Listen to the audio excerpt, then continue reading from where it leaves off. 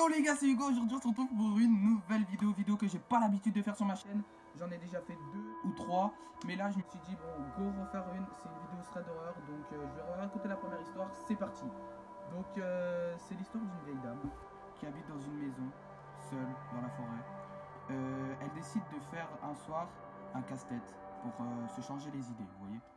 Donc elle commence, elle sort le casse-tête et c'est un puzzle. Faut savoir aussi, détail important, il fait nuit dehors. Bon, je reprends.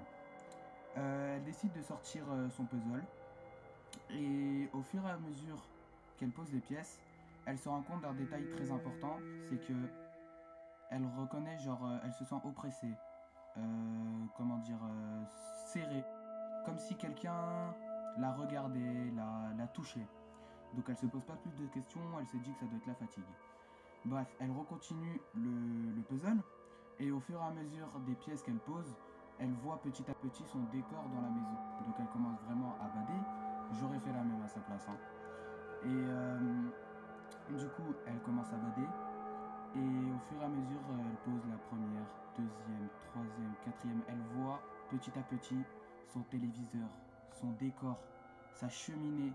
Et arrivée à une pièce, elle se voit même, elle, mais de face en train de faire son casse-tête. Donc là, elle commence vraiment à bader, elle regarde autour d'elle s'il n'y a vraiment rien de louche, elle regarde la boîte, si c'est vraiment ce qu'elle avait acheté, et il n'y a pas de souci avec ça, donc du coup, on se pose vraiment des questions là-dessus. Donc du coup, elle se replonge dedans, elle se dit que c'est elle qui doit halluciner, donc du coup, elle repose, et là, elle voit quoi dans le coin de sa cheminée, enfin dans le coin de sa fenêtre, pardon.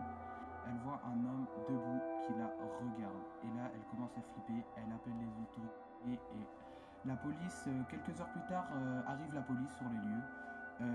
Et ils constatent rien, pas de traces d'effraction, pas de traces de pas. Donc, elle a un peu badé. Et j'avoue que moi, j'aurais fait la même dans cette situation. Voilà, c'est la fin de la première.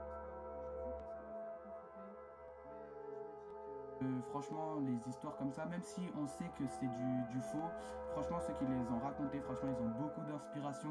Et je me dis que si j'aurais été dans le même cas que la femme, j'aurais sans doute beaucoup flippé. Je pense que j'aurais même pas fait ce puzzle. Donc voilà, c'est la fin de ce thread d'horreur. S'il vous a plu, n'hésitez pas à lâcher un pouce bleu.